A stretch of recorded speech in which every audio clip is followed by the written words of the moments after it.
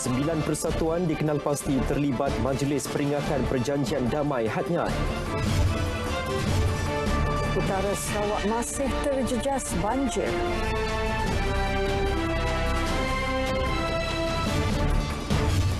Yang di-Pertuan Agong melekan lawatan khas ke United Kingdom.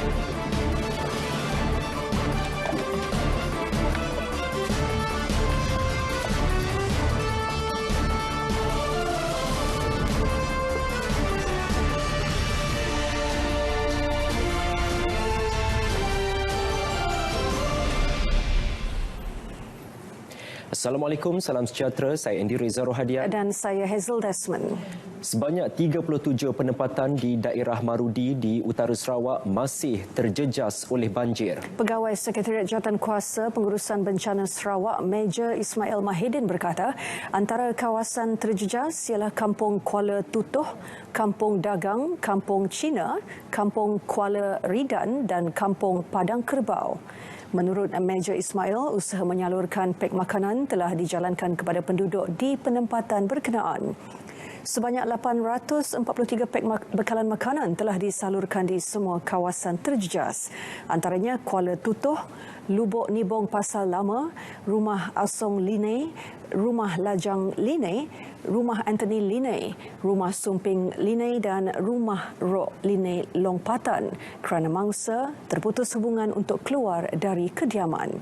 Sementara itu, katanya 16 kawasan di Beluru dan 6 di Telang Usan, 2 buah daerah berdekatan Marudi juga terjejas banjir. Namun, keadaan masih belum menunjukkan keperluan untuk membuka pusat pemindahan sementara. Sementara itu, banjir di Kota Tinggi Johor menyaksikan jumlah penduduk terjejas banjir berkurangan kepada 70 orang daripada 21 keluarga sehingga petang tadi. Sekretariat Jawatankuasa Pengurusan Bencana Negeri Johor melalui kenyataannya memaklumkan 3 daripada 5 pusat pemindahan sementara PPS ditutup 3 petang tadi. PPS ditutup ialah PPS Kolej Vokasional Kota Tinggi, PPS Sekolah Jenis Kebangsaan New Kota dan PPS Dewan Seri Teratai. Manakala PPS Teluk Ramunia dan PPS SK Mawai masih dibuka berikutan 6 kampung yang masih terjejas.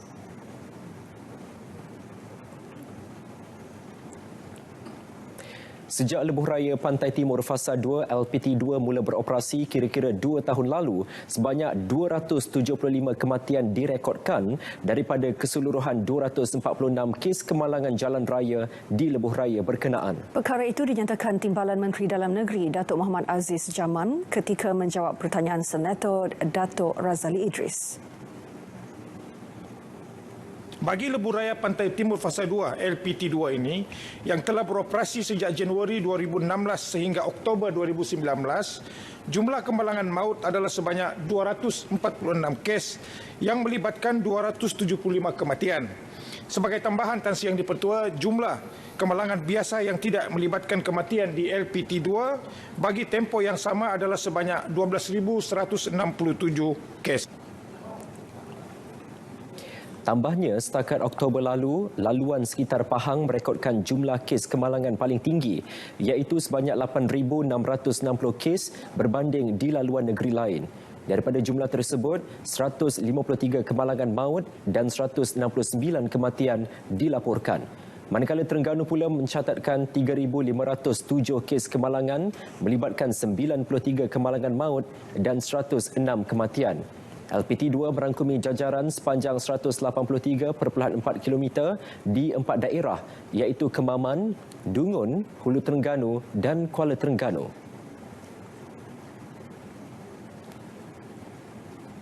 Pembentangan semula rang Undang-Undang RUU Suruhanjaya Bebas Aduan Salah Laku Polis IPCMC pada sidang Dewan Rakyat seterusnya akan diselesaikan pada Mac depan. Segala pandangan mengenai pembentangan itu juga mengambil kira pandangan Polisi Raja Malaysia PDRM dan Badan Bukan Kerajaan NGO yang mempunyai kaitan undang-undang.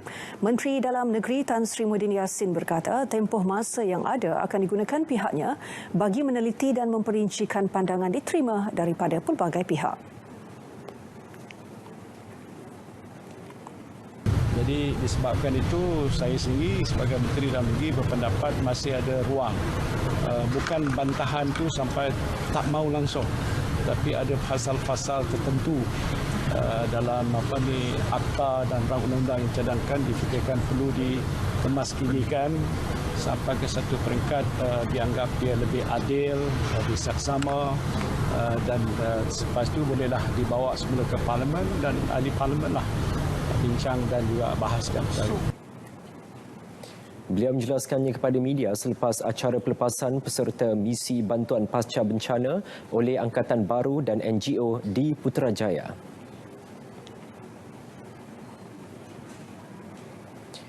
Hubungan bilateral Malaysia dan United Kingdom perlu terus dipertingkatkan demi kebaikan bersama. Yang di-Pertuan Agong Al-Sultan Abdullah Riayatuddin Al-Mustafa Bilal Shah bertitah, peningkatan hubungan berkenaan dapat memberi kesan positif kepada ekonomi negara dan menyumbang kepada pertumbuhan perdagangan kedua-dua negara. Hal ini terbukti apabila Malaysia merupakan rakan dagang kedua terbesar United Kingdom daripada kalangan negara ASEAN, manakala UK pula merupakan rakan dagang keempat terbesar bagi Malaysia dari Eropah. Baginda bertitah hubungan rapat ini disokong menerusi persamaan dalam sistem pentadbiran kedua-dua negara yang bertunjangkan sistem raja berperlembagaan dan demokrasi berparlimen. Certainly, I hope that over the years we need to improve on this bilateral relation. I believe we have lots in common in terms of our system, democratic parliament and constitutional monarch, which has worked very well in Malaysia so far, Alhamdulillah. Baginda bertitah pada majlis santapan malam bersama rakyat Malaysia yang menetap di UK, London. Seramai 300 rakyat Malaysia hadir pada majlis tersebut.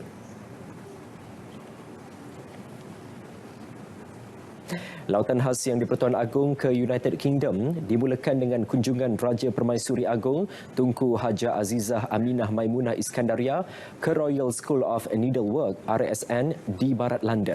Pusat pengajian tersebut menawarkan pelbagai program kemahiran serta diploma dan ijazah khususnya dalam seni sulaman tangan. Wartawan Muhammad Ashraf Ishak di London melaporkan. Ketika ini saya berada di Istana Hampton Court di kawasan Barat London yang telah dibina sejak 1,500 tahun yang lalu, yang kini menempatkan Royal School of Needlework sejak lebih 30 tahun yang lalu. Dan ini merupakan lokasi lawatan pertama Raja Permaisuri Agong pada hari kedua lawatan baginda di United Kingdom. Ketibaan baginda pada pukul 9.50 pagi disambut Ketua Pegawai Eksekutif Royal School of Needlework, Dr. Susan K. Williams. Baginda dibawa melihat pameran The Lost Dress of Elizabeth I yang mempamerkan artifak-artifak tinggalan sejarah istana tersebut. Tunku Azizah kemudiannya dibawa melawat ke kelas pengajian dan melihat dengan lebih dekat hasil kerja dan seni tangan yang dihasilkan oleh pelajar ijazah seni sulaman tangan dari pelbagai negara. Di situ, baginda sempat beramah mesra dengan seorang rakyat Malaysia, Francisca Lim, yang sedang menjalani pengajian tahun ketiganya dalam bidang pengajian yang sama. It's an honor to meet her. It's really wonderful. She's very nice and pleasant. I do hope she finds everything that she's looking for here is a great place to be. Sebagai seorang pencipta seni kreatif dan jahitan, baginda juga berkenan untuk turut sama menenun dan mempelajari teknik seni sulaman tangan bersama tenaga pengajar RSN. Lawatan Raja Permaisuri Agong kemudiannya diteruskan ke Queen Elizabeth Foundation QEF for Disabled People yang terletak di kawasan Oxford. Ia merupakan pusat kebajikan nasional yang berperanan dalam membantu golongan OKU untuk berdikari dan mengubah hidup mereka ke arah yang lebih baik. Baginda Raja Permaisuri sempat beramah mesra dengan penghuni pusat kebajikan tersebut yang menempatkan lebih 50 penghuni OKU. Turut sama mengiringi baginda sepanjang lawatan ialah isteri Pesuruhjaya Tinggi Malaysia ke United Kingdom, Datin Jakia Basran. Muhammad Ashraf Ishak, London, United Kingdom, RTM. Adun Sungai Pelik Roni Liu dikenal pasti antara 4 individu yang memberi ucapan pada satu majlis peringatan membabitkan Parti Komunis Malaya PKM baru-baru ini. Pengarah Jabatan Siasatan Jenayah Bukit Aman, Datuk Hugzir Mohamad dalam kenyataannya mendedahkan 3 individu lain adalah editor Persatuan Persahabatan Abad ke-21, Wakil PKM dan Wakil Persatuan Kawan Karib Sarawak. Sehingga kini, polis telah menerima sebanyak 72 laporan polis berkait isu berkenaan. Kes tersebut juga disiasat di bawah Seksyen 505-C Kanun Keseksaan dan Seksyen 233 Akta Komunikasi dan Multimedia 1968. Kertas siasatan akan dirujuk kepada pejabat peguam negara beserta cadangan berdasarkan dapatan hasil siasatan. 1 Disember lalu, sebuah portal berita melaporkan kira-kira 300 orang menghadiri perjumpaan dan perhimpunan yang dipercayai melibatkan bekas anggota PKM itu di Kajang. Perjumpaan itu difahamkan sebagai memperingati ulang tahun ke-30 Perjanjian Damai Hadjai yang ditandatangani antara Kerajaan Malaysia dan PKM pada 2 Disember 1989. Sultan Selangor Sultan Sharafuddin Idris Shah mengingatkan rakyat Selangor tidak terkeliru dengan fakta sejarah berkaitan perjuangan Parti Komunis Malaya PKM dan mengagung-agungkan pemimpin mereka. Baginda bertitah perjuangan PKM tidak berlandaskan konsep pembentukan sebuah negara Malaysia yang merdeka berteraskan demokrasi raja berperlembagaan walaupun dikatakan turut menentang penjajahan. Titah Sultan Selangor, fakta perjuangan ideologi PKM adalah fakta sejarah yang perlu rakyat fahami dengan mendalam agar tidak terpesong dengan perkara yang mengelirukan berkenaan perjuangannya. Melalui fakta sejarah juga, kita dapat menghadiri pengorbanan yang begitu besar yang telah dilakukan oleh anggota pasukan keselamatan negara, sama ada pasukan PDRM atau pasukan tentera kita. Utamanya ketika negara diancam dengan ancaman Parti Komunis Malaya pada sekitar tahun 40-an hingga 70-an. Begitu ramai pasukan keselamatan kita yang telah terkorban dalam pertahanan kedaulatan dan maruah negara kita dari anasir komunis ini.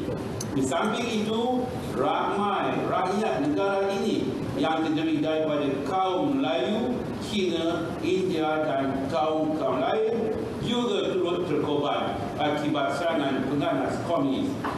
Kehidupan rakyat pada ketika itu sentiasa dalam ketakutan akibat serangan yang dilakukan oleh anggota Parti Komunis Malaya ini. Banyak perkampungan dan balai polis telah diserang dan rakyat dan anggota polis dibunuh dan diseksa oleh anggota Parti Komunis Malaya ini. Baginda bertitah demikian pada istiadat pengurniaan darjah dan bintang kebesaran sempena ulang tahun keputeraan ke-74 di Istana Alam Shah Kelang. Turut mengiringi Tengku Permaisuri Selangor, Tengku Permaisuri Nur Ashikin dan Raja Muda Selangor Tengku Amir Shah. Titah baginda, semua rakyat perlu terus menjalinkan sikap hormat menghormati antara satu sama lain supaya keharmonian terus terpelihara.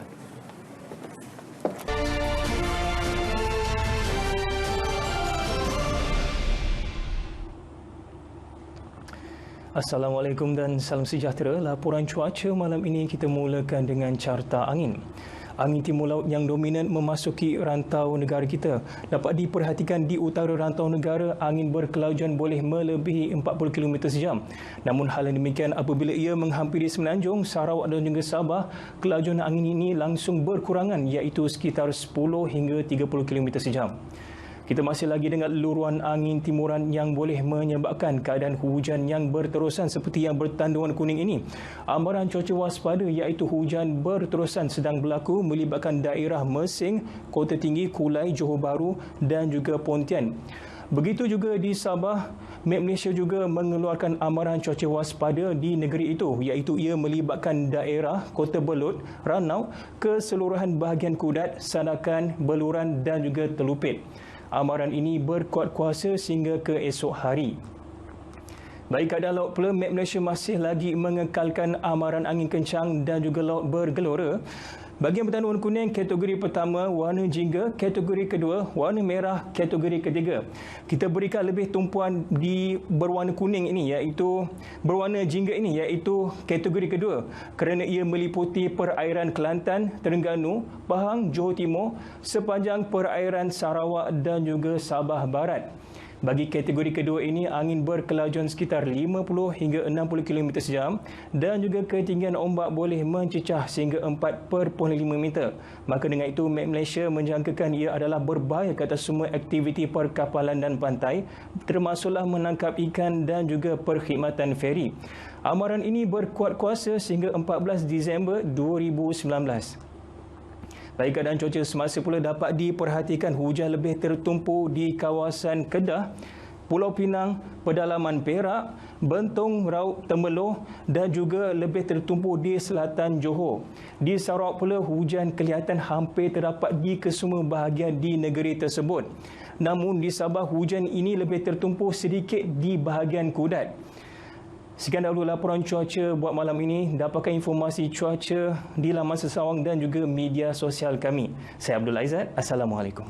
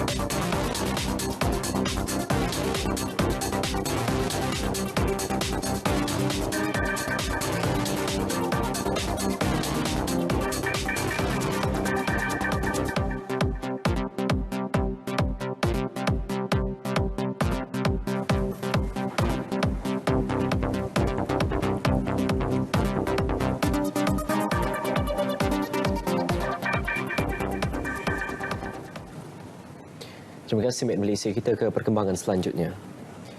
Perbicaraan kes pecah amanah, pengubahan wang haram dan salah guna kedudukan yang dihadapi bekas Perdana Menteri Datuk Seri Najib Tun Razak berhubung dana SRC International Senin Berhad memasuki hari ke-63 di Mahkamah Tinggi Kuala Lumpur. Dalam prosiding hari ini, Peguam Negara Tan Sri Tommy Thomas mendedahkan ahli lembaga pengarah SRC International hanya dilantik selepas syarikat itu membuat permohonan pinjaman RM3.95 bilion daripada kumpulan wang persaraan Kuab. Tan Sri Thomas turut mengemukakan 7 dokumen. Antaranya surat lantikan pengarah SRC, memorandum dan artikel persatuan MNA, termasuk surat dan email berhubung 2 permohonan pinjaman SRC daripada Kuab. Berdasarkan dokumen yang dikemukakan, ahli lembaga pengarah dilantik pada Ogos 2011, sedangkan SRC membuat permohonan pinjaman daripada Kuab pada Jun dan Julai tahun yang sama. Datuk Seri Najib turut mengakui bahawa pelantikan lembaga pengarah secara rasmi adalah pada 1 Ogos dan beliau menyatakan kemungkinan nama lembaga pengarah sudah dicadangkan dan akan menyemak perkara itu.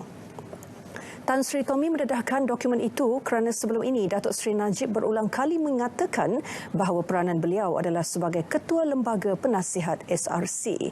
Beliau turut mempersoal bagaimana Datuk Seri Najib menerima nasihat berhubung 7 dokumen itu sedangkan lembaga pengarah belum wujud. Datuk Seri Najib juga diminta mengesahkan butiran dalam dokumen rasmi SRC dan tulisan tangannya yang terdapat dalam 4 surat yang sebelum itu dikemukakan kepada mahkamah. Jelasnya ketika itu terdapat peluang pelaburan dan keperluan kewangan SRC perlu diusahakan segera. Prosiding di hadapan Hakim Muhammad Nazlan Muhammad Ghazali bersambung Rabu depan. Hasrat kerajaan untuk meningkatkan tenaga boleh baharu TBB dalam campuran tenaga elektrik dari 2% kepada 20% menjelang 2025 dilaksanakan menerusi 5 inisiatif. Sektor tenaga disenarai sebagai antara 5 sektor utama dalam sasaran pencapaian Kementerian Sains, Teknologi, Perubahan Iklim dan Alam Sekitar MESTEC sepanjang tahun ini. Ya, dalam temubual eksklusif bersama wartawan Fizawati Zainal, Menterinya Yeo Bee Yin menjelaskan beberapa perkara berkaitan sektor berkenaan yang menjadi fokus kementeriannya. Meningkatkan tadbir urus bekalan elektrik adalah antara inisiatif utama sektor tenaga. Menerusinya, MESTEC memperkenal dasar pembaharuan industri bekalan elektrik Malaysia atau MESI 2.0 bertujuan memberi lebih banyak pilihan kepada pengguna.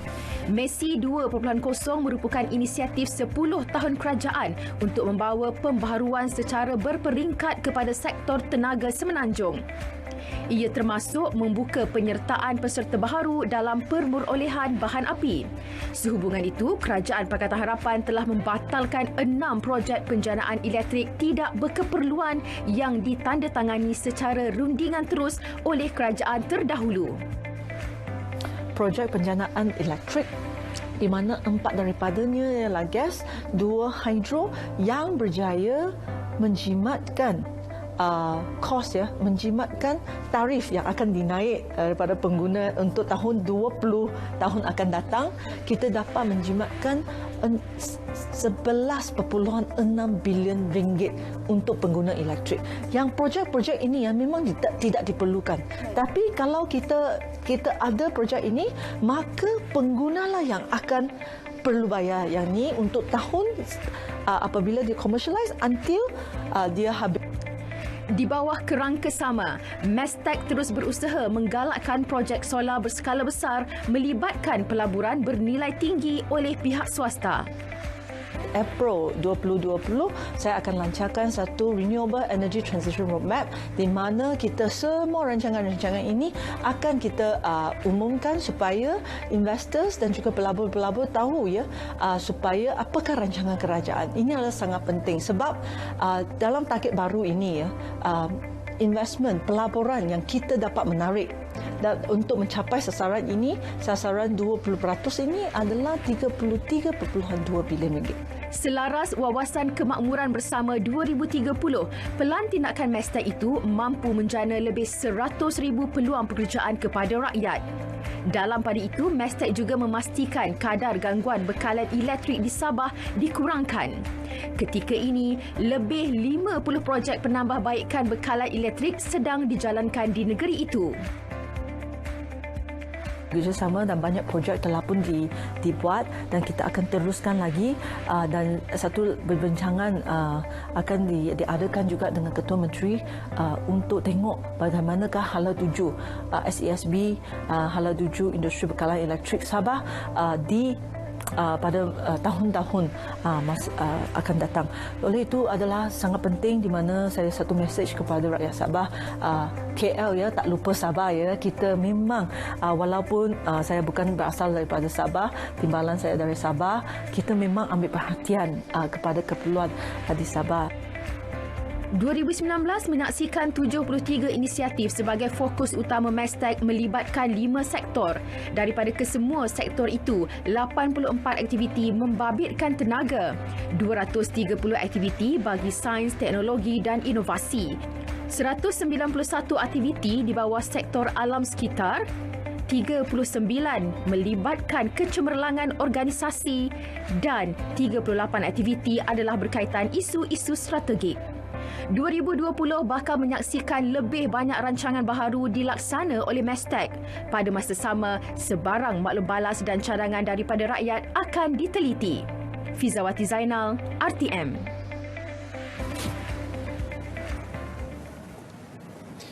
Saudara, sebentar tadi telah masuk waktu solat fardu Isyak bagi wilayah Persekutuan Kuala Lumpur dan kawasan-kawasan yang sama waktu dengannya. Kita ke perkembangan selanjutnya. Bukan sahaja memperolehi kejayaan 6A dalam ujian penilaian sekolah rendah UPSR, malah turut menerima 9 lagi anugerah oleh pihak sekolah. Itu kejayaan adik Tejaswar Jayurajan, pelajar yang wajar dicontohi. Kita ikuti temubual wartawan Azizi Harun bersama tokoh akademik SK Seri Gombak II. Anak sulung daripada dua beradik ini memiliki kesungguhan yang tinggi dalam memberi tumpuan kepada tanggungjawabnya sebagai pelajar sekolah. Keputusan UPSR yang diumumkan baru-baru ini membuktikan kesungguhan dan tekad yang tinggi mampu menuai kejayaan yang cemerlang. Kadang-kadang hari Sabtu saya belajar dengan kawan-kawan 3 jam atau 2 jam. Kalau hari Isnin sampai Jumaat saya belajar kat rumah. Lepas balik sekolah 1 jam saya belajar, lepas tu saya pergi tuition. Balik 1 jam saya belajar. Lepas tu senam sikit. Mandi, lepas tu makan, belajar balik 2 jam. Dengan dorongan guru kelas Cikgu Aniza Muhammad Tahir dan guru-guru yang lain, Tejaswar meraih pelbagai anugerah, antaranya pencapaian terbaik bagi subjek matematik, sejarah, bahasa Melayu, bahasa Inggeris penulisan, di samping kehadiran 100% melayakkan beliau dinobat sebagai tokoh akademik SK Taman Seri Gombak II 2019. Bapanya R. Jayurajan sentiasa mendorong anaknya dengan menyokong apa saja keputusan berkaitan pembelajaran anaknya di samping menyedarkannya kepada tanggungjawab sebagai pelajar. Darjah 2 dia terus start pengawas, dia pilih anak pengawas. Habis dia kelas pertama dia datanglah. Sampai pukul darjah 2 sampai pukul darjah 6 dia punya disiplin semua sama je. Aliran nombor 1, kelas nombor 1, mata pelajaran semua dia skor. Dia tanya jawi pun, "Pak, saya nak tulis jawi." Saya cakap, "Kalau you boleh, you tulis." Dia cakap, "Kawan-kawan saya boleh diajar Pak. Saya boleh Melayu, semua Melayu je." Dia kawan dia baik. Saya cakap, "Kawan daripada you baik, you kawan dengan dia." Ahli pasukan pengakap dan kelab doktor muda sekolah yang bercita-cita menjadi seorang akaunten ini turut menitikkan nasihat kepada adik-adik yang mahu berjaya sepertinya. Kalau kamu berusaha, kamu boleh juga memperoleh macam ni. Jangan putus asa, walaupun kamu dapat C dalam peperiksaan pertengahan tahun, kamu boleh dapat A kalau kamu usaha. Sentiasa berdoa, bertawakal. Azizi Harun, RTM.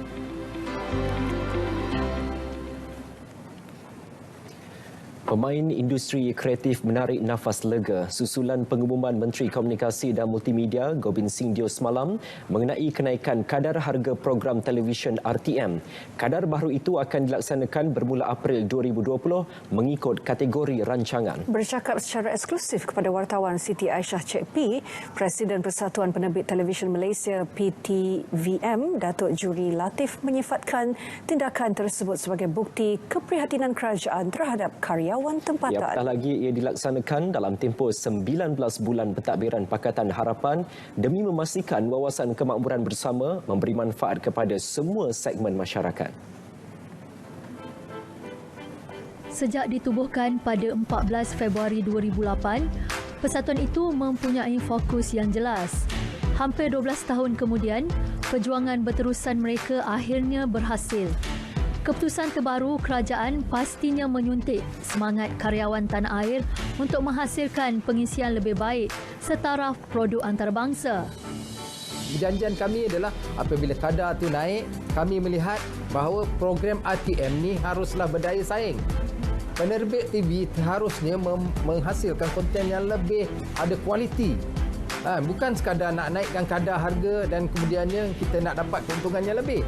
Tapi kadar harga itu membantu kita menghasilkan produk yang lebih baik. Dan dengan RTM, produk-produk kita boleh travel keluar. Yang ini janji kita. Sebab tu saya nak tekankan bahawa kenaikan ini bukan sekadar untuk dapat untung lebih, tapi untuk menghasilkan konten yang terbaik untuk siaran RTM. Bagi menjamin kualiti produk yang dibekalkan kepada RTM, pihak persatuan akan mengadakan pertemuan khas bersama penerbit-penerbit drama dan program dalam masa terdekat. Dan saya nak tekankan di sini kerana penerbit adalah majikan, penerbit adalah tuan punya syarikat, maka penerbit harus ingat kenaikan ini adalah untuk memastikan kita dapat melahirkan produk-produk yang berkualiti tinggi untuk siaran RTM dan juga menjaga kebajikan pekerja-pekerja kita. Kita harap kadar baru ini bukan lagi memecah belahkan industri tapi menyatukan kita supaya kita boleh ada satu pasukan yang terbaik dalam industri melahirkan konten-konten terbaik. Dalam pada itu, kalangan penerbit drama berharap pembahagian bayaran diagihkan sama rata mengikut kualiti produk yang dihasilkan. Sebenarnya kreativiti kita disekat dengan bajet juga. Contohnya kalau kita nak buat suatu perkara yang lebih daripada bajet, kita kena memikirkan sama ada kita tiada keuntungan atau kita kena berjimat untuk mendapatkan keuntungan. Sebab macam saya sendiri kadang-kadang kalau dengan bajet lama, kalau dengan sebab apa kenaikan semua benda setiap tahun, contohnya minyak, catering, artis, setiap tahun ada je kenaikan harga yang kita tak tahu. Tapi selama 33 tahun, kalau saya baca 33 tahun harga dia masih berada tempat yang sama, maknanya saya kena memikirkan semua itu untuk nak buat satu drama yang kualiti. Maknanya sama ada kadang-kadang saya tak dapat untung langsung pun. Sebab saya nak menghasilkan drama yang baik. Jadi bila kita dah dapat satu kenaikan ni, satu benda yang baik, so patutnya kita kena jalankan amanah. Bila dah diberi satu harga yang baik, maknanya kita kena agihkan secara baik. Kira balik betul-betul kan. Peratusan berapa, yang dulu berapa kita buat peratusan, ada peratusan ya, untung produser berapa, bayar pekerja berapa, bayar artis berapa. Untuk produksi itu sendiri, untuk produk itu sendiri pun kita kena buat sesuatu yang lain. Jadi dah ada semua. Jadi kita dah tahu peratus-peratus. So, bila kita dapat kenaikan banyak ni, kita kena divide equal pada semua bahagian yang kita ada. Keuntungan sampailah pada pembikinan. Jadi baru benda ni tak akan jadi salah guna lah. Kalau kita still maintain dengan harga yang kita buat, harga yang macam mutu kualiti yang harga buat tetap banyak ni lah. Kadar kenaikan baru yang telah diluluskan adalah mengikut kategori rancangan. 20 hingga 60% bagi telefilm, 30 hingga 60% bagi drama bersiri, 10 hingga 30% bagi dokumentari dan majalah, manakala 30% bagi animasi bersiri. Akhirnya, penantian pengkarya seni kreatif tanah air selama 33 tahun untuk menikmati kadar kenaikan harga baru bagi karya yang disiarkan menerusi radio televisyen Malaysia menjadi kenyataan apabila cadangan itu diterima oleh kerajaan baru-baru ini. Yang pasti, kadar kenaikan harga baru itu bukan sahaja membuka lembaran buat mereka, malah memberi manfaat kepada semua. Siti Aisyah Cik P untuk RTM. Projek Laluan Rel Pantai Timur ECRL merupakan anjakan pembangunan yang bakal mengubah lanskap pengangkutan dan ekonomi negara. Ia dijadual siap sepenuhnya pada Disember 2026. Projek mega berkenaan turut membawa pelbagai limpahan manfaat terutamanya di sepanjang koridor ECRL. Selepas berjaya melalui proses rundingan semula selama 9 bulan, ECRL ditambah baik meliputi aspek reka bentuk serta jajaran baharu. Wartawan Asni Fatin Anwar menyingkap pelancaran semula projek berimpak tinggi itu oleh kerajaan pada pertengahan tahun ini. Harga baharu pembinaannya berjaya diturunkan kepada 44 bilion ringgit berbanding harga asal 65.5 bilion ringgit, sekaligus menyaksikan penjimatan besar berjumlah 21.5 bilion ringgit tanpa menjejaskan kualiti projek. Hasil rundingan sama, projek ECRL membuka lebih peluang kepada kontraktor tempatan. Penyertaan mereka dalam kerja-kerja sivil meningkat daripada 30 kepada 40%. Melibatkan jajaran sepanjang 640 km, ECRL akan melalui 20 stesen merentasi Kelantan, Terengganu, Pahang, Negeri Sembilan, wilayah Persekutuan Putrajaya dan Selangor. Daripada jumlah itu, 14 merupakan stesen penumpang, 5 adalah stesen gabungan penumpang dan kargo, manakala satu lagi hanya stesen kargo. Pahang bakal mempunyai bilangan stesen tertinggi dengan 7 buah stesen bakal dibina di negeri itu. Terowong terpanjang pula berukuran kira-kira 7 km menghubungkan Jelebu dan Semenyih. Tren penumpang dengan kelajuan 160 km sejam dijangka mengambil masa perjalanan 4 jam dari Kota Baru ke Putrajaya. Manakala tren kargo berkelajuan 80 km sejam. Jajaran baharu ECRL turut menambah baik sistem ketersambungan penumpang di kawasan lain dengan memanfaatkan 3 stesen pertukaran. Ia termasuk KLIA Express Rail Link ERL sedia ada serta MRT2 laluan SSP yang akan dilaksanakan. Menerusi nota penyelidikannya, MIDF Research menyasarkan projek ECRL mampu menyumbang sehingga 2.7% kepada pertumbuhan ekonomi negara pada masa hadapan. saudara, seterusnya kita akan ke segmen sukan bersama rakan sugas Fazli Ibrahim. Fazli, fokus malam ini. Pastinya Sukan C di Manila telah pun melabuhkan tirainya. Pastinya kontingen negara, ramai yang sudah pun mengetahui kita kontingen negara kurang bernasib baik untuk menggapai sasaran pingat yang telah pun ditetapkan pingat emas. Berapakah jumlah terkini, jumlah rasmi? Sebenarnya kita akan tamatkan di dalam segmen sukan. Teruskan Fazli. Terima kasih.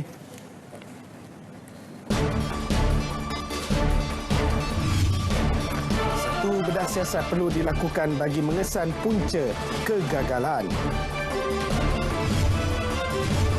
Perlumbaan Races of Malaysia, EWC dan WTCR rancakan litar Sepang minggu ini.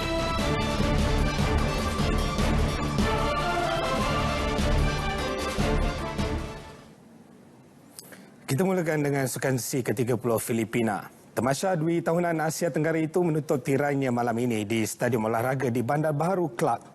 Malaysia menutup tirai dengan 56 pingat emas, 57 perak dan 71 gangsa. Pingat emas terakhir negara diperoleh melalui acara lempar cakra oleh Muhammad Irfan Samsudin dengan penuh bergaya semalam. Kejayaan Lizzie Jia dan S. Kisona menamakan penantian selama 46 tahun untuk meraih pingat emas serentak dalam acara perseorangan lelaki dan wanita pada Sukan C. Zijia mendudukkan Loh Kian Yu dari Singapura dengan mata 21-18 dan 21-18. Kisona pula menumpaskan pemain muda Indonesia Rusli Hartawan 20-22, 21-14 dan 21-13 pada final di Kompleks Sukan Muntinlupa, Manila. Satu lagi emas dalam acara badminton adalah menerusi gandingan Aaron Chia So Hu Yik yang menewaskan pasangan Thailand Bodin Isara Manipong Jongjit dengan keputusan 18-21, 21-15 dan 21-16. Antara atlet yang mencapai prestasi cemerlang kali ini termasuklah atlet renang Pi Jing En yang memenangi 2 pingat emas dengan mencatat rekod baru kebangsaan dalam acara 50 meter dan rekod Sukan C dalam acara 100 meter kuat dada miliknya sendiri. Atlet terjun terus membuktikan bahawa kita adalah jago di Asia Tenggara dengan mengutip kesemua 4 pingat emas yang dipertandingkan. Kontingen memanah pula pulang kecewa apabila hanya mengutip 1 pingat emas daripada 10 pingat emas yang dipertandingkan dengan sasaran awal 5 pingat emas. Satu-satunya pingat emas acara memanah diperoleh dari kompaun berpasukan lelaki yang dengan Muhammad Waidi Mazuki, Sulfazli Roslan dan M. Kambes Warren. Tuan rumah Filipina sah muncul juara keseluruhan Sukan C buat kali kedua selepas edisi 2005 di Manila setelah mengutip 149 emas, 117 perak dan 120 gangsa dengan jumlah keseluruhan 386 pingat. Thailand pula di tangga kedua sementara Malaysia hanya berada di kedudukan kelima di belakang Indonesia.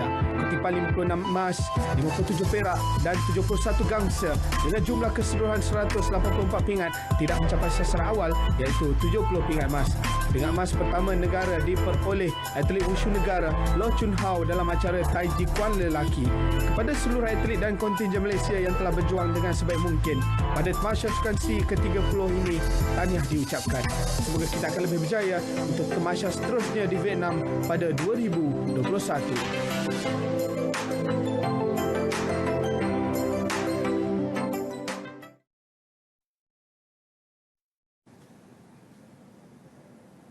Dalam satu sidang media yang diadakan di Pusat Media Antarabangsa di Clark, Chef di Mission, Datuk Megat Zulkarnain Omardin menegaskan kegagalan kontingen negara mencapai sasaran memerlukan satu proses bedah siasat terperinci di semua peringkat. Saya juga selaku ketua kontingen yang telah hadir seawal daripada 28 sehingga sekarang ingin berkongsikan ini adalah merupakan salah satu daripada Sukan C yang paling mencabar yang pernah saya hadir daripada hampir 8 atau 9 Sukan C yang lepas.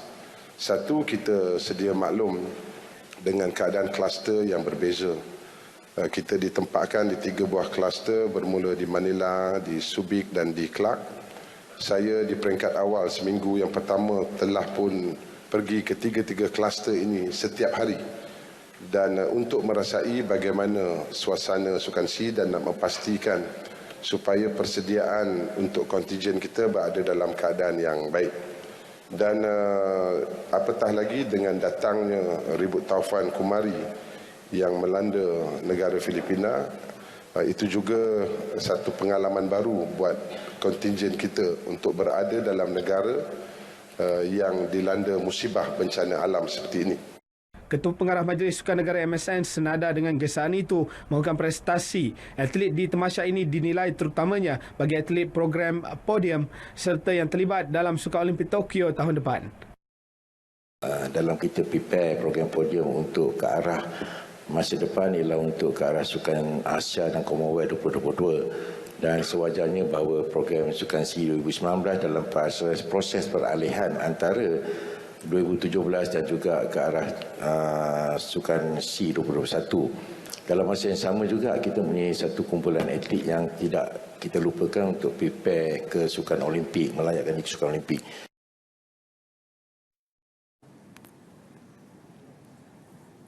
Dengan 56 pingat emas, 57 perak dan 71 gangsa, kontingen negara gagal mencapai sasaran yang ditetapkan pada tamasya kali ini. Malaysia menduduki tempat kelima dari 11 negara yang mengambil bahagian. Berikut adalah kedudukan pingat sehingga hari terakhir.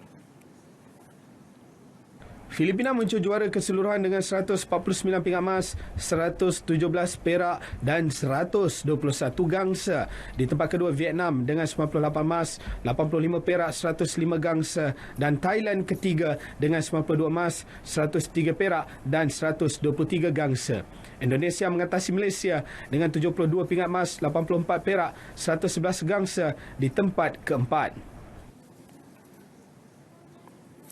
Sementara itu, Vietnam mencipta sejarah tersendiri apabila akhirnya memenangi pingat emas bola sepak di Sukan SEA selepas mendudukkan Indonesia 3-0 pada perlawanan akhir di Rizal Memorial Stadium semalam. Kali terakhir Vietnam memenangi pingat emas adalah pada tahun 1959 ketika sukan itu dikenali sebagai Sukan Semenanjung Asia Tenggara di bawah bendera Vietnam Selatan. Kemenangan Vietnam itu juga menyaksikan sebuah negara baharu memenanginya buat kali pertama selepas 30 edisi Sukan Dui tahunan itu, dengan Thailand memenanginya 16 kali sejak 1959 manakala Malaysia memenanginya sebanyak 6 kali.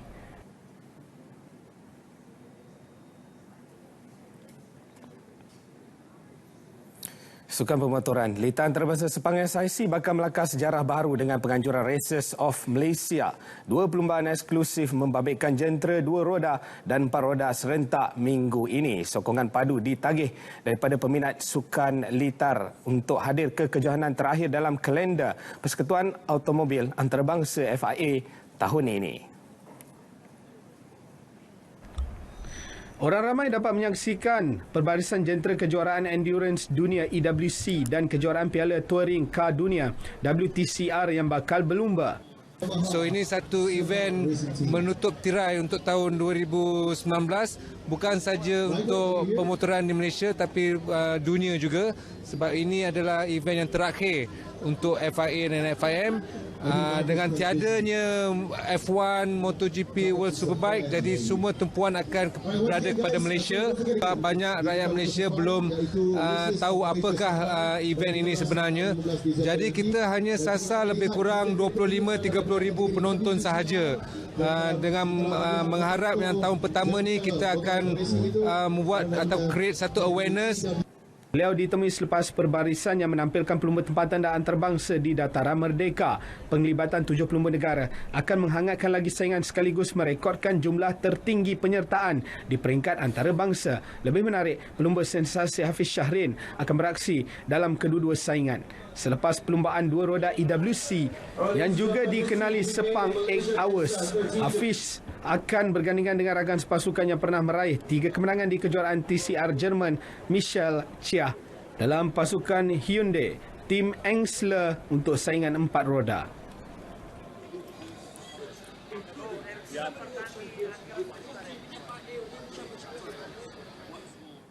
Bagi merancangkan lagi kehangatan perlumbaan Races of Malaysia, EWC dan WTCR, semalam pelumba-pelumba jentera 2 roda dan pemandu jentera 4 roda yang bertanding berarak di sekitar kawasan tumpuan di ibu kota. Bermula di Pusat Pelancongan Malaysia Matic, jentera bertanding melalui Jalan Sultan Ismail, Jalan Bukit Bintang, Jalan Tuanku Abdul Rahman, sebelum berakhir dalam satu acara ringkas tapi meriah di Dataran Merdeka. Upacara pelepasan disempurnakan oleh Timbalan Ketua Pengarah Tourism Malaysia, Datuk Muhammad Razib Hassan, dan Ketua Pegawai Eksekutif SIC, Datuk Razlan Razali.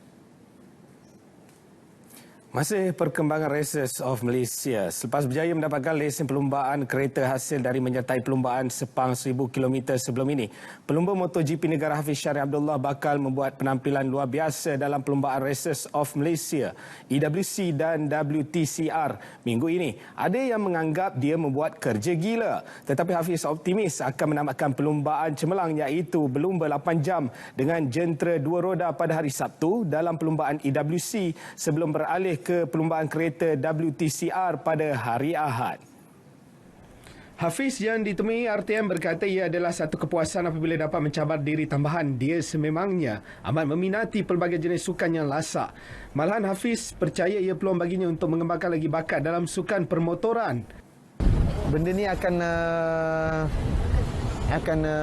beri satu impact yang besar bagi saya kerana saya tak pernah buat dua race yang orang kata dua race heavy dalam satu weekend, and then dalam masa yang sama bukan jentera dua roda, dia akan dua roda beralih ke 4 roda. So ini saya perlu fokus dengan lebih orang kata lebih cekap and more than 100%. Cabaran Hafiz bukan sekadar itu kerana sebaik tamat perlumbaan di Sepang, Hafiz akan bersama Raja Pecut Anwar Manan dalam pasukan M-Skins Racing untuk beraksi dalam perlumbaan jelajah berbasikal Tour di Selangor bermula Rabu depan.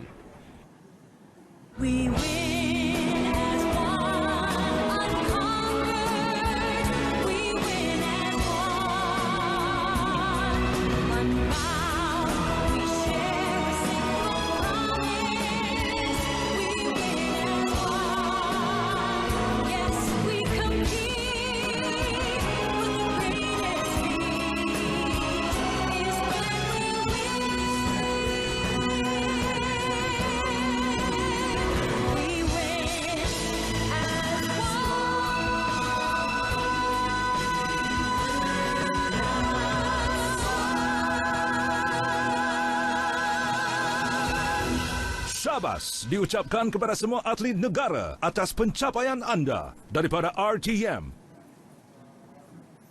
Segmen sukan berakhir di sini. Terima kasih kepada atlet-atlet negara. Jasa anda akan tetap peminat-peminat tempatan hargai. Dan kepada ASN dan juga MSN, cari punca, cari sebab bukan cari salah. Dan selepas ini kita akan ikuti bersama segmen Bidiva. Selamat malam.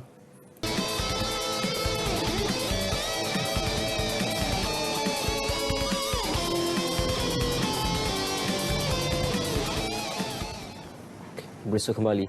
Saudara, Bidiva malam ini membawakan perkembangan pasukan Malaysia yang telah mewakili negara hampir 13 tahun ke kejohanan World Championship of Performing Arts WCOPA di Hollywood. Juga mengenai gadis kaum Kelabit Alina Murang yang berbakat besar dalam seni muzik sape sehingga berjaya mencipta nama besar dalam dunia muzik kontemporari.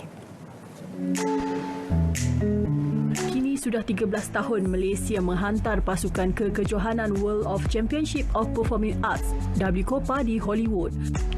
Sehingga tahun ini, MADMI, pemegang hak eksklusif kejohanan di Malaysia ini telah berjaya membawa lebih 150 peserta bertanding dalam pelbagai kategori dan peserta kita juga telah mengharumkan nama Malaysia apabila berjaya menggondol 176 pingat emas di Persada Dunia dan 128 anugerah juara division mengalahkan negara lain yang bertanding.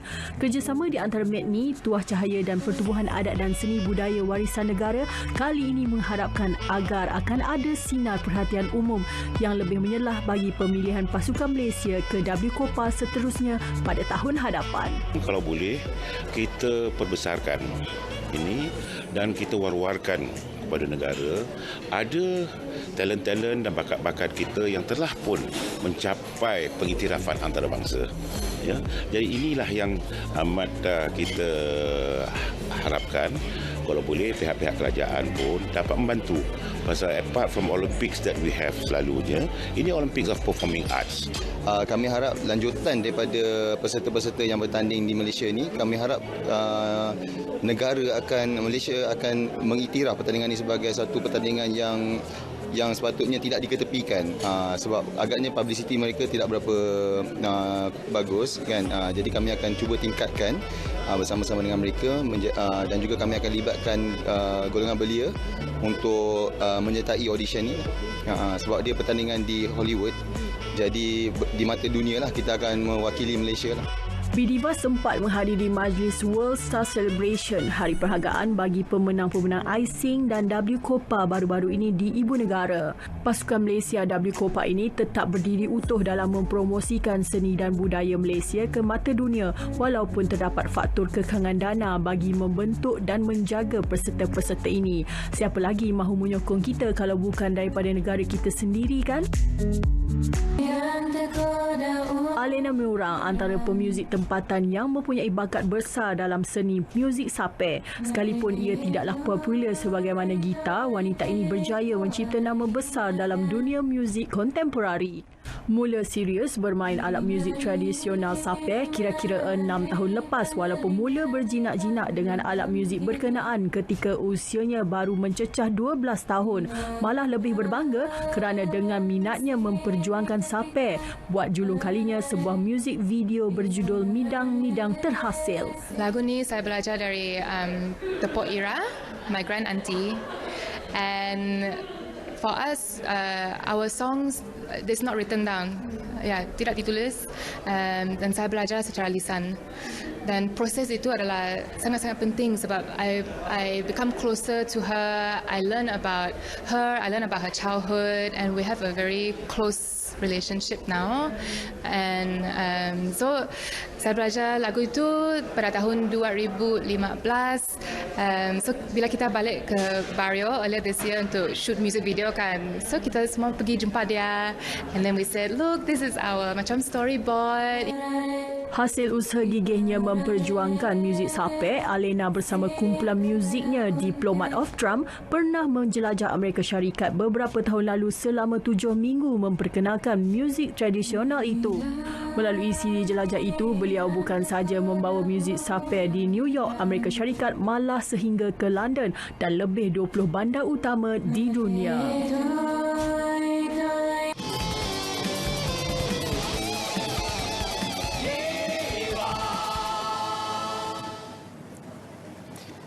Pegawai-pegawai kanan Persidangan Kerjasama Ekonomi Asia Pasifik APEC 2020 hari ini secara rasminya bermesyuarat dalam menentukan hala tuju APEC tahun depan. Tumpuan untuk memperhalusi peranan perdagangan dan pelaburan daripada hanya semata-mata untuk pewujudan kekayaan kepada pemboleh ubah ke arah keterangkuman sosial dan ekonomi. Pengerusi Mesyuarat Pegawai Kanan SOM APEC 2020 Hairil Yahri Yaakob berkata, walaupun banyak menjurus kepada peningkatan pendapatan, taraf hidup yang lebih baik dan ketersambungan, namun impak ke atas ketidaksamaan pendapatan dan ekuiti sosial masih dibahaskan. Ekonomi APEC mula menyedari kekayaan yang dihasilkan menerusi perdagangan dan pelaburan di rantau ini mewujudkan jurang yang luas dan meminggirkan segmen besar masyarakat, khususnya di luar bandar. Beliau berkata demikian dalam sidang media ISOM yang berlangsung selama 3 hari di Pusat Konvensyen Antarabangsa Langkawi. Mesyuarat akan diteruskan di Kuala Lumpur, Putrajaya, Pulau Pinang dan Kota Kinabalu dengan 120 mesyuarat keseluruhannya.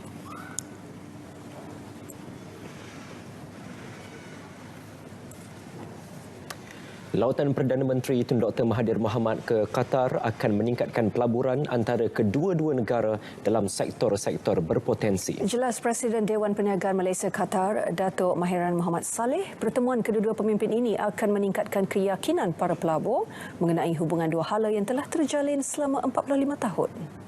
Dia dengan kedatangan Tun Mahathir ke Qatar, kita berharap that the Malaysian companies yang masih ragu-ragu untuk datang and explore Qatar market dan jadikan GCC ni sebagai pasaran baru mereka. Jadi kita berharap dengan kedatangan kita punya our beloved Prime Minister, this scenario, this mindset will change. Antara sektor yang berpotensi untuk diterokai melibatkan pelancongan, kesihatan, franchise, makanan dan minuman, pengurusan fasiliti dan pengangkutan logistik. Perdana Menteri Tun Dr. Mahathir dijangka tiba di lapangan terbang antarabangsa Hamad pada jam 9 malam waktu tempatan sempena lawatan rasminya selama 4 hari ke Qatar bermula Rabu. Turut serta dalam lawatan rasmi ini, Menteri Luar Datuk Saifuddin Abdullah, Menteri Pertahanan Muhammad Sabu dan Menteri Haluan Ekonomi Datuk Seri Muhammad Azmin Ali. Qatar merupakan rakan ekonomi kelima terpenting Malaysia di Timur Tengah dengan mencatat nilai perdagangan dua hala berjumlah 3.72 bilion ringgit pada 2018. Sektor perdagangan dan pelaburan kedua-dua negara melibatkan produk elektrik dan elektronik, minyak kelapa sawit, mesin kelengkapan dan peralatan, petroleum mentah dan pengeluaran logam.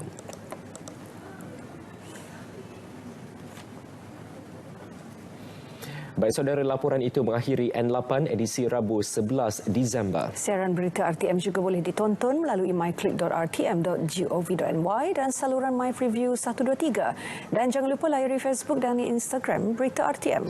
Ya, terus stay bersama kami di RTM yang diiktiraf jenama dipercayai di Malaysia. Dengan itu, Assalamualaikum. Salam hormat, salam sayangi Malaysiaku.